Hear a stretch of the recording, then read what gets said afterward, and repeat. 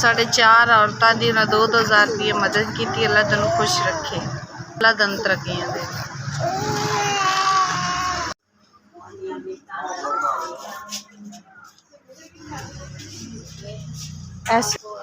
SAVS थोड़ी बड़ी मेहरबानी, तुसी सानू 7 औरतों 15,000 रुपया दिता। अल्लाह पाक तुहानू बहुत ज़्यादा दे, अल्लाह पाक तुहानू ज़्यादा कामयाबियां दे, अल्लाह पाक तुहानू तरक्कियां कामयाबियां दे।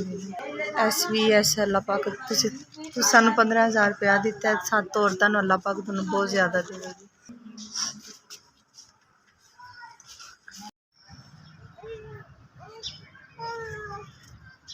SBS सानू 5 औरतों 2-2 हज़ार मिला है। अल्लाह तुहानू तरक्कियां फरमावे ते अल्लाह जिंदगी आले हो।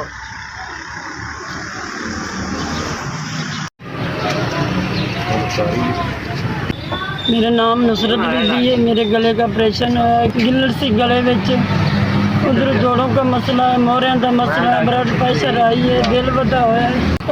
जोड़े 2 बच्चों की शादी की थी, वो अपने ससुराल चले गए ने। मियाँ मेरा बीमार है, शुगर का मरीज है, हार्ट का। मेरा फौत होया हुआ है। मेरा नाम इनाय बीबी है।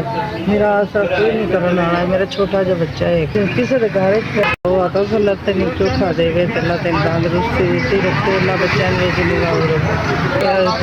तेरी मेहरबानी है। असं दोनों बीबियां दवाई वो आता तेरी मेहरबानी है। आगे समय शुक्रिया अदा करने सारी। मियाँ जी रोटी पूरी नहीं होती जी, मजदूर बंदा मैं, कभी दिहाड़ी लगती कभी नहीं लगती। छोटे छोटे बच्चे ने जी, तो बहुत इतना गरीब बंदा जी। छत 3,000 दिता जी, बहुत बड़ा शुक्रिया, बड़ी मेहरबानी।